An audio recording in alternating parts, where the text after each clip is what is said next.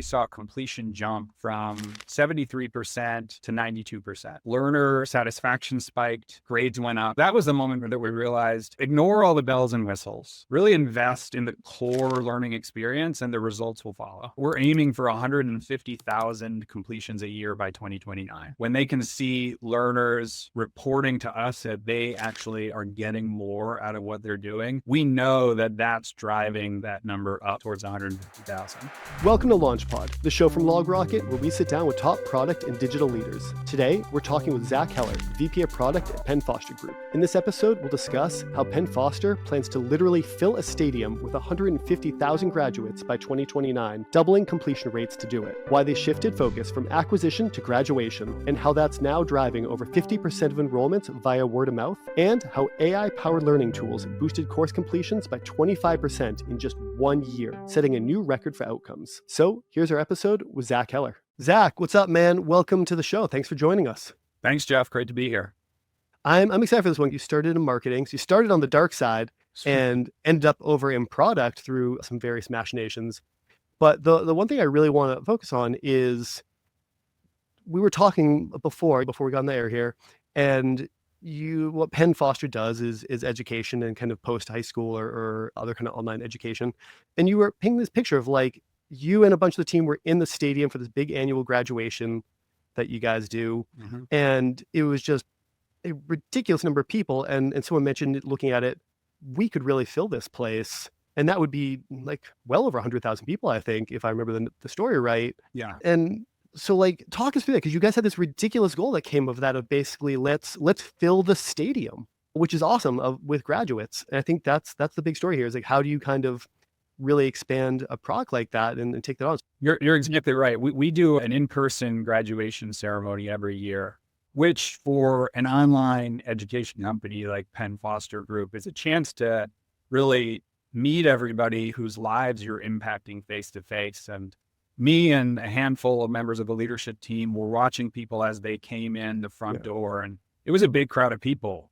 These are folks that are completing high school or a medical assistant certification program, and they're coming with parents and friends.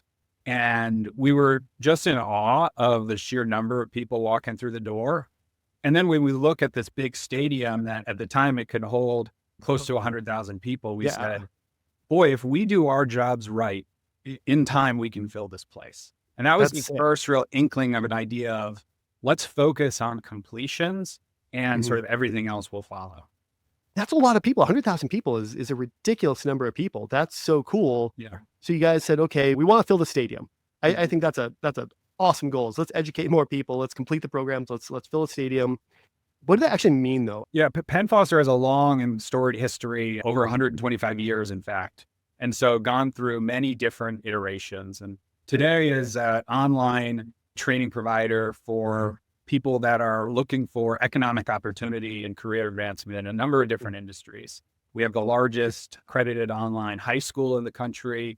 And then we have folks working their way through various healthcare or veterinary or skilled trades programs, really looking for that next job, something that's more sustainable, that's higher paying, and that can set themselves up for a successful career.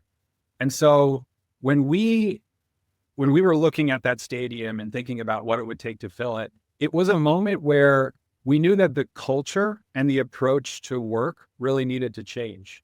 Historically, we've been focused on filling the top of the funnel, right? Optimizing the marketing and the buyer journey and doing a great job of getting more people to the starting line.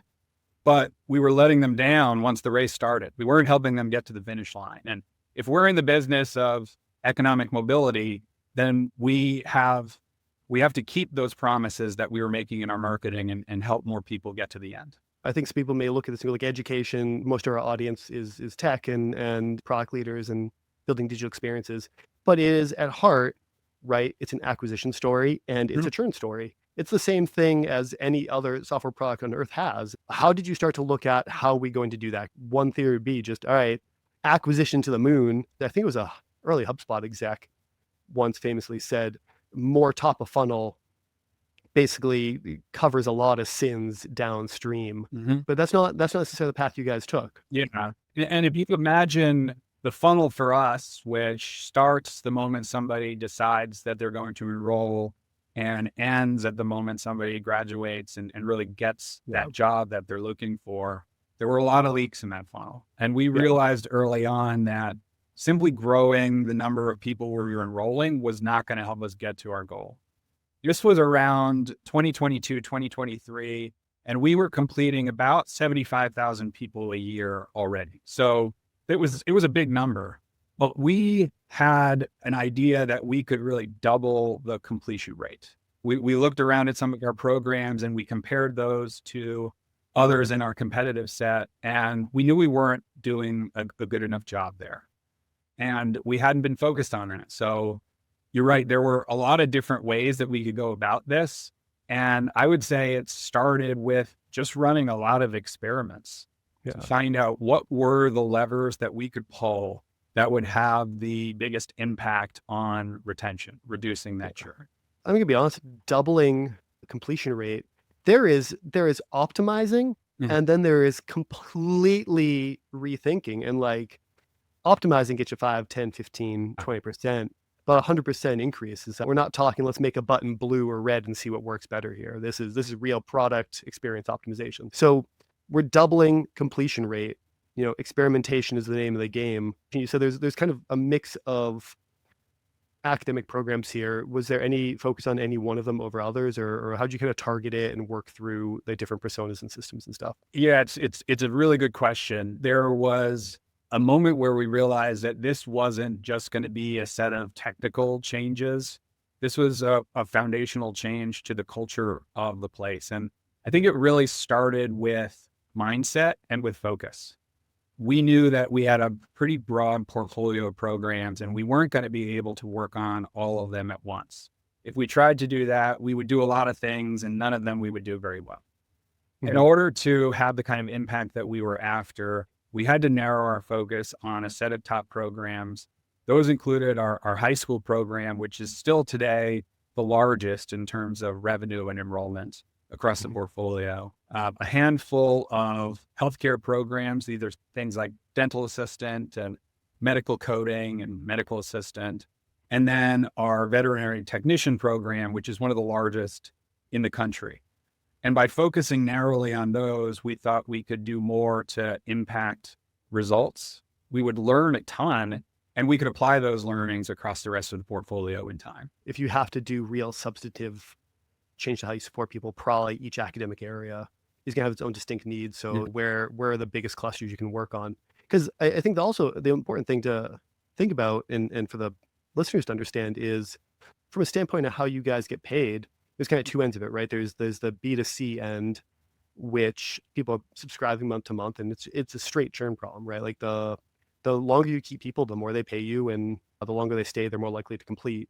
But then on the B2B side, for like companies trying to upskill workers through Penn Foster, oftentimes you get paid till the end. So if they don't complete, you make nothing. So there's a really bad binary outcome there. So you're super incentivized to get to up completion rates. I think we would all agree that furthering education is generally a good thing, and you guys get to make more money while you do it. It's probably way better for margin than having to go out and acquire people with a lower lifetime value. So and that was huge for us. It was that recognition that what was good for our customers was actually good for our business. Yeah. It's so funny how that often aligns. Yeah. We realized that continuing to spend money on acquisition and bringing people in who are going to churn was actually not sustainable long term. It looked really good on the top line, and for a few years, it really worked. But we had a situation where if we didn't pivot and start investing in the product, our brand was going to suffer. We would lose a lot of those partnerships that you mentioned.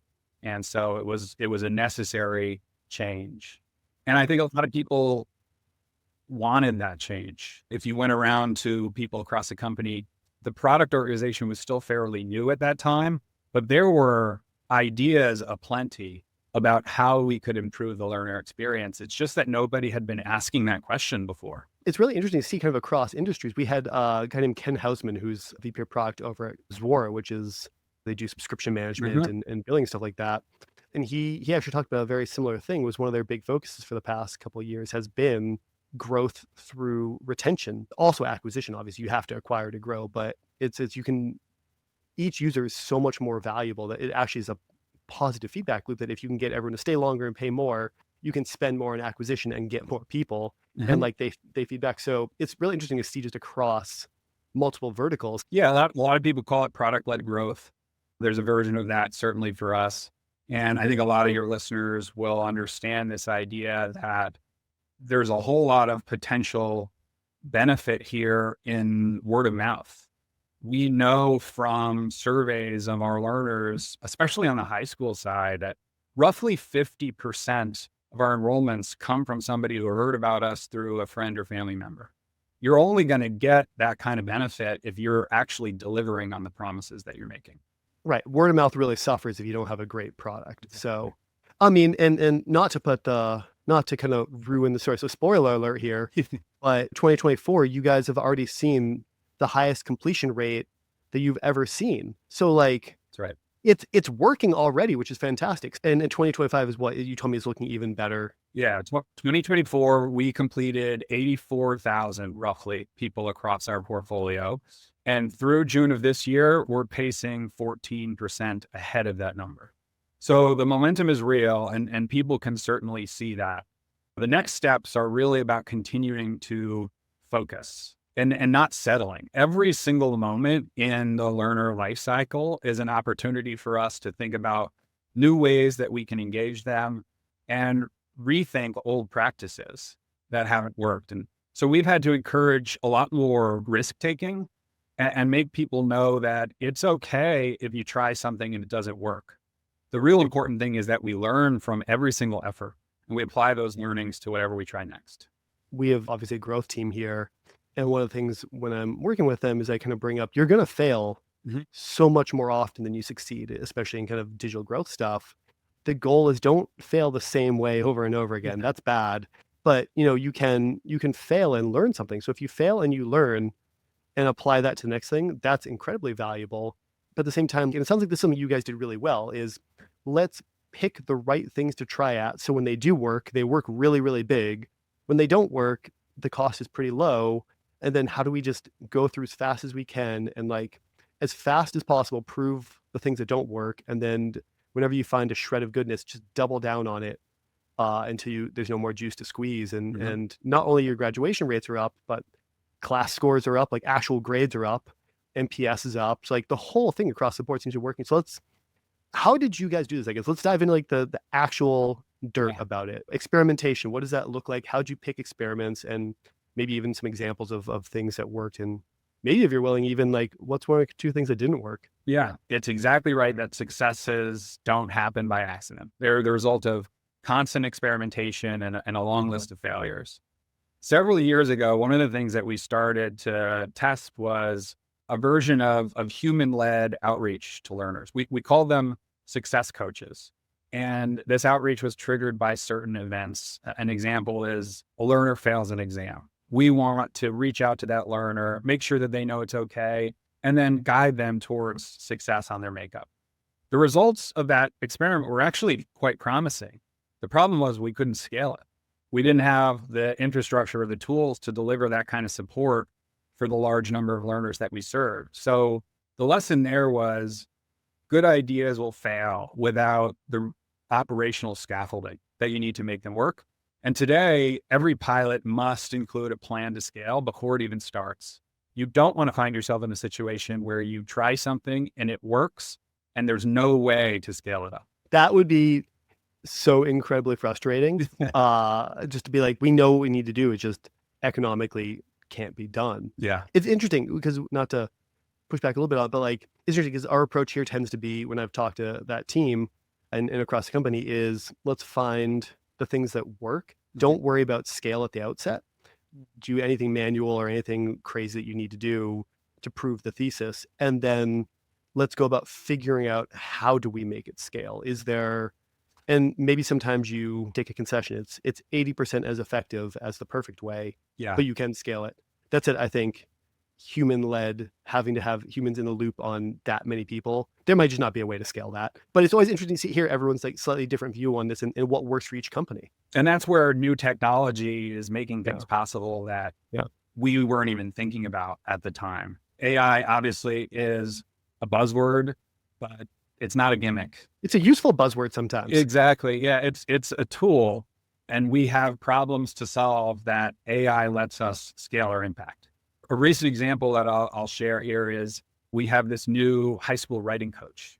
Mhm. Writing, we know, and a lot of people in education know, is one of the most difficult subjects for learners of any age. We partnered with a company called Learnosity and used their tool to provide real-time feedback to learners on every writing assignment. So before they ever have to submit it to an instructor to get graded, they're getting feedback and they have a chance to retry as many times as they want. When we did that, we saw an increase in engagement. People loved using the tool. We saw submissions go up and pass rates go up. So students are less afraid to try something when they know that there are supports there to help them succeed. And that's a breakthrough that was only possible at that scale with that type of technology. Yeah, and when the pain of failure or the risk of real failure is so much lower, you can experiment a little bit. You can take the risk and you put yourself out there, because also it's probably a lot easier to have a robot tell you, oh, that's not great, let's try again, than like a teacher who's a human. I think we all probably take it more personally when it's a human. What was that tool called? Is that a tool you guys built, or is that? It's a company we partnered with called Learnosity. And they built this tool. It's an EdTech company that works with schools, and it's mostly for instructors to help them with grading and giving feedback. And we actually took that and built a layer on top so that it could be learner facing. That sounds like an amazing tool that I'm surprised more places are not using, because also that real-time feedback is probably so much stronger for reinforcing how it works. Like you can apply micro lessons as you write a paper versus getting a C- back on a paper and having to figure out all the different things you did wrong across it. And that's the dream, really. We talk about this concept of precision learning, which is really an evolution of what we used to call personalized learning. We know that the right interventions at the right times are going to keep people engaged for longer. And a tool like that allows us to do that at scale. Yeah. It's interesting, again, back to like parallels across industries. LogRocket, at heart, we help you understand like how users are using your digital application. So same way, like a teacher helps you write, we help you understand how to improve how people experience your digital application. And the problem has always been, we have thousands of customers, and obviously we can have a human dedicated to people who are paying us a lot of money, but we have a ton of customers at the long tail who are paying us a medium amount, and not enough we can really justify having a person super involved constantly. We built an AI tool called Ask Galileo that basically is able to watch sessions, pull insights out. But similarly, one of our customer success people was using the tool and just playing around and discovered that it was actually more powerful than we realized. She was able to start asking how different customers were using it, what were next steps they should be taking to get more value. And it was at a customer to customer and even user level, getting really like down into this user did this. You should send them an email and say that if they did this, it would help them do that more automatically. Or if they want to monitor that, they could do, like, it laid out several situations that were incredibly accurate at the next thing they would want to do that they were not doing. And we found that it has really helped with that kind of long tail of customer base be able to improve their usage. Same way, like writers are going to get way better when you can give them real time micro feedback on writing that paper. And so much about what we do is trying to keep the programs affordable, right? Keeping the price down for the learner or for the partner, and tools like that allow us to do it. What you're talking about is reminding me of this idea that we've had for a long time that technology is finally making possible. We have so much historical behavior data on our learners and what successful learners do that might be different than other learners. And if we can train an algorithm on that and then use that to reinforce positive learning behaviors for our learners as they go through the program, I think that could be a real ticket to success for a lot more learners. And the good news is, right, you can probably do that more cheaply than having more humans involved. So Yeah. potentially better education, lower price, and more accessible. you can invest more in acquisition, bring on more people. Like this is a whole set of positive feedback loops that all kind of help enhance themselves. Dream. Yeah. I want to take 1 second, just real quick though, to talk about, you talk about positive behaviors of learners. Mhm. If you are a positive behavior in podcast listeners, is if you like the podcast and you're on YouTube, give us a subscribe here, write a review, say hello. If you are listening on Apple Podcast or Spotify, subscribe, like it, write us a review. That's how we get the word out, and we can keep doing this content right here. So what else did you guys do that worked? I mean, I think we've gone to like, clearly this idea of micro in real time feedback is a phenomenal tool. And as AI continues to get stronger and also cheaper, I can only imagine there's gonna be a lot more of that you guys can implement. But I have to imagine that's not the only thing that's going to work here. No, it's not. And I probably skipped a beat a little bit, because when we were first experimenting a couple of years ago, what we discovered was the real needle mover, the real aha moment for us. Oh, nice. Focused on the actual learning experience. The core of the product needed to change. We tried a lot of things that, it's a cliche, but it was more like putting lipstick on a pig. It was taking bad learning experiences and make them look a little better. One of the earliest pilots that was a real success for us was in our dental assistant program. We applied a new learning model that we call LADS, which is an acronym that stands for learner-centered, active, authentic, differentiated, and skill-based. In plain English, it means that we built program for the learner. We understood who they were, what experiences they were bringing to the table, and so we could design more appropriately for them. And we created courses that were much more active. They were learning by doing. They had opportunities to practice along the way, as opposed to what we're all probably familiar with online programs is passive consumption, reading, audio, and you didn't really get a chance to try. And that's really what makes a difference. And when we piloted that new model in one of our first courses, we saw completion jump from 73% to 92% of learners actually getting through that course. Not only that, but in that course, learner satisfaction spiked, grades went up. And so that was the moment that we realized, ignore all the bells and whistles, really invest in the core learning experience, and the results will follow. Right. And it's, again, back to like core product theory and how all these things tend to run together, is convergent evolution, right? So often is, what is the main thing that people are there for? Find your aha moment and then drive it home. And the more you can do that, the faster you can get people there, the more efficiently you can get them the aha moment. And in this case, the aha moment is actually learning. So, I mean, we've got like real-time reinforcement, this focus on LADS. I'm not even going to try to say the acronym there. But you also design, like, you also found out that this kind of superficial, just make things prettier, didn't work. What else was key there? I mean, because you guys have already had a lot of success. Like you said, graduation rates up, grades are up, NPS is up. How did you look at discerning which of these tests were worth doing or which ones weren't? Or like, kind of take us through the process of like, how'd you kind of prioritize these things, or how does that process work behind the scenes? Yeah. And it's so much about discovery, which for product managers is most of the job.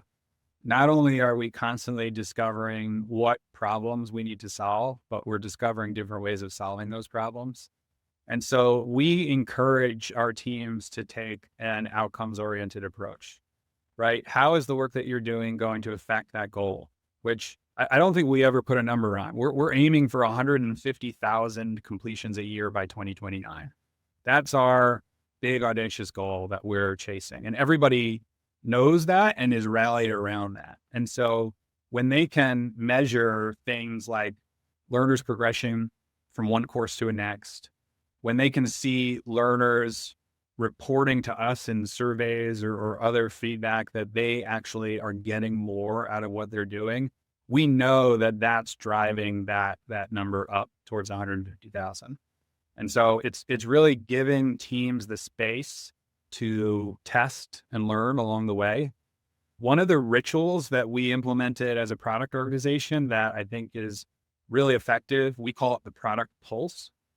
It's a quarterly meeting where we basically block the entire day, and every single product manager has a chance to present to leadership. So they come in and they tell us what they're working on and why, right? What are the learnings that led them to think that's the problem to solve? And then what are they trying and what are they learning along the way? It is a very loose atmosphere. It creates a lot of discussion, but the thing that it does most importantly is it keeps outcomes central to the conversation. And that's been really effective for us. It's so easy to get stuck in looking through analytics every day and trying to solve the micro problems.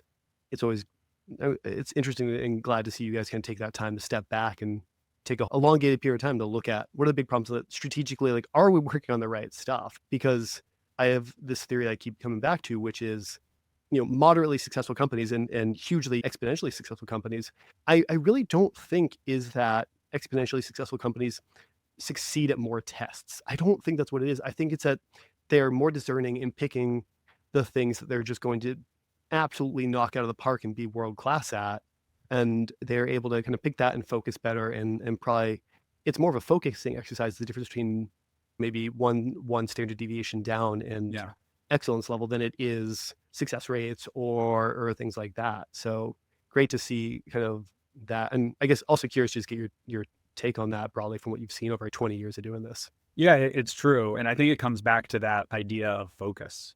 When you find something that works, like we did with that dental assistant course, then we needed to solve a whole bunch of additional problems to scale that effect, right? Because it's great if you can do it in one course, even better if you can do it in 100 courses. And that's really what we're in the middle of now. Unlike some of the other technology organizations that you probably talk with, our product organization includes learning designers, it includes faculty. And so it's a very collaborative effort to build out courses at this speed and scale that we need while staying true to the fundamental concepts that worked. And we don't have it perfect, but that is constantly what we are focusing on across technology, product, learning design, and our academic team. It's continuing to experiment within courses. We had to build new tools that let us measure the actual learning and the progress from course to course, and then to diagnose where there were issues. If we put a new course out and we see that not enough people are completing it, that's fine, but we need to know why. And so now we have better reporting tools that let us kind of dig in, listen to learners, see where they're struggling, and then iterate over time.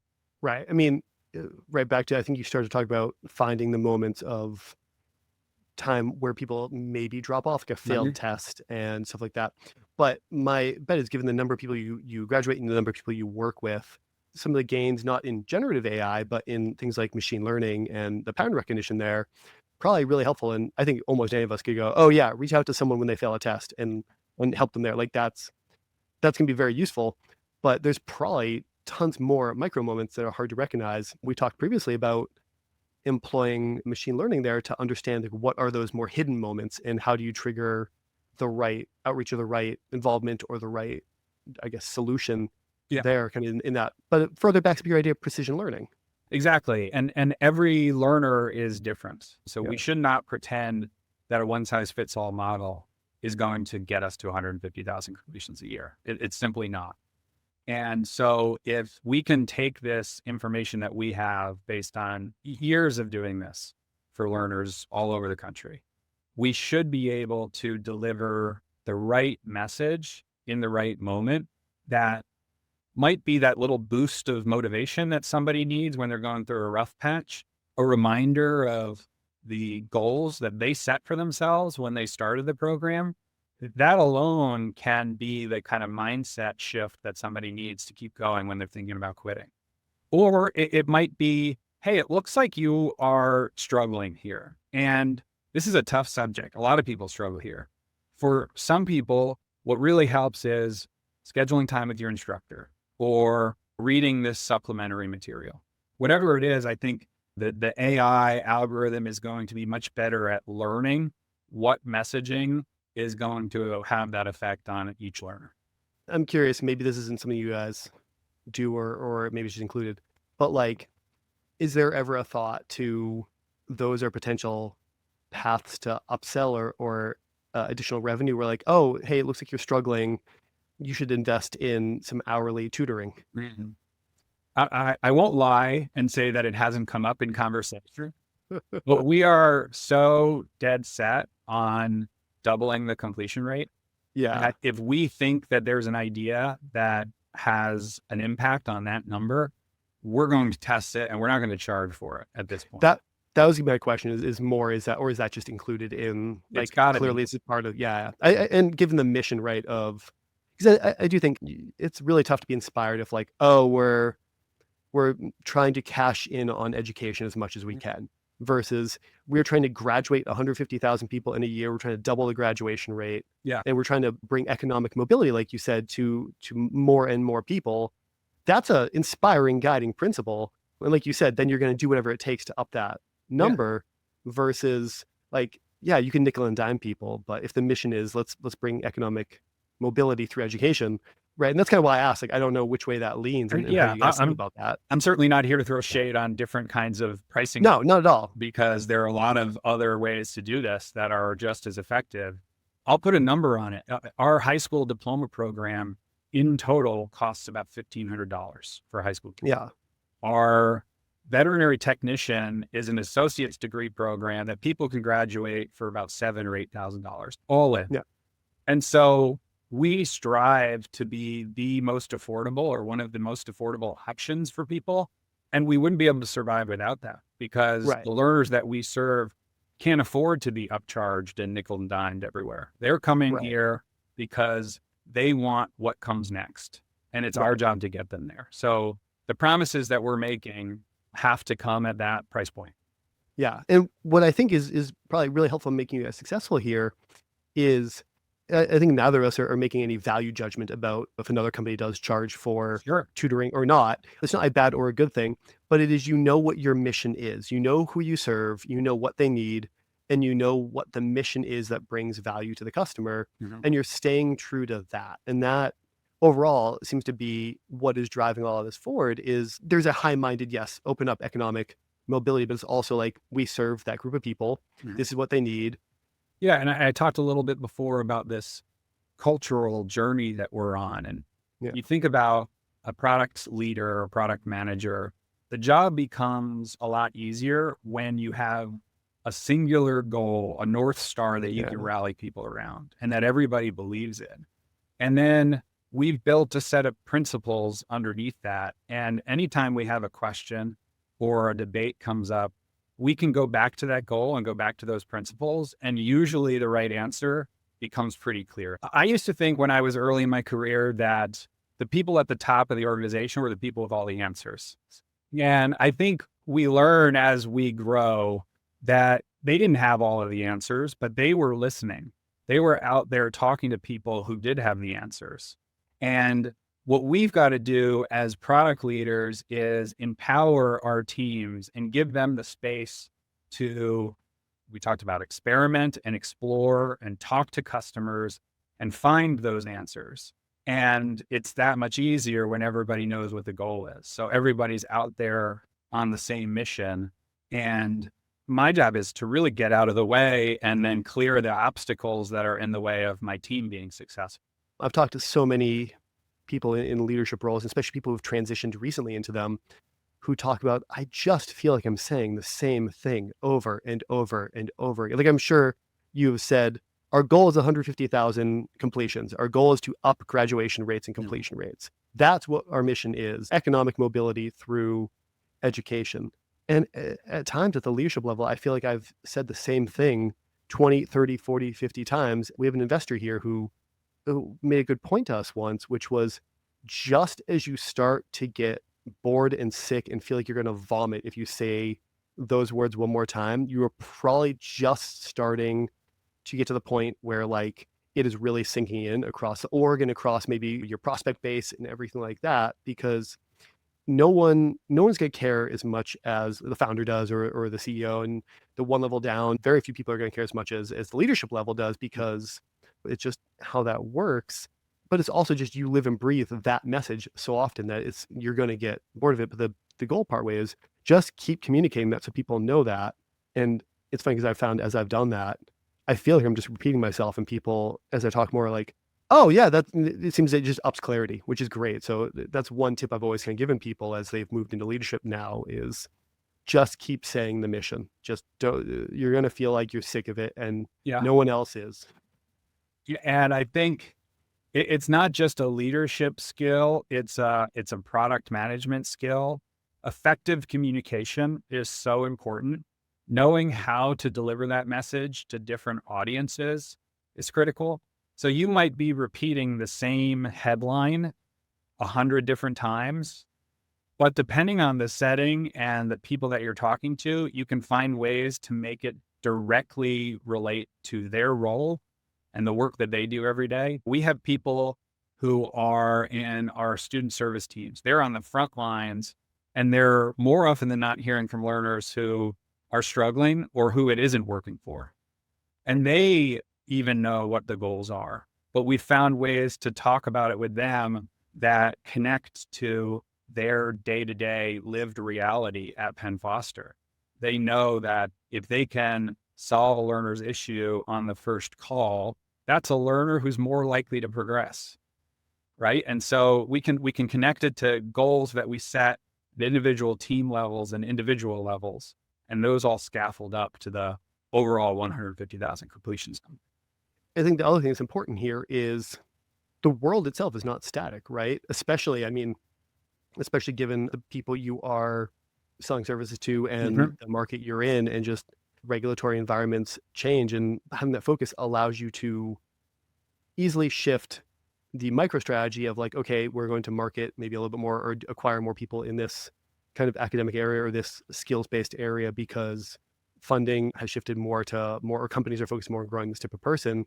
So, but you don't have to rethink what is the macro goal for the company. It's just how do we get there? It are micro to medium goals. Obviously, right now, the regulatory and funding environments are changing very heavily. My wife works for an education nonprofit. I have a lot of friends in medicine, and there's changes there. Yep. But so you might see a little bit less investment in some of the, and I don't know if this is true or not, so you can correct me or not. You might see maybe a dip in people investing in training for like medical assistant roles. But I would wager there's probably other areas where demand is going up as a result of these things.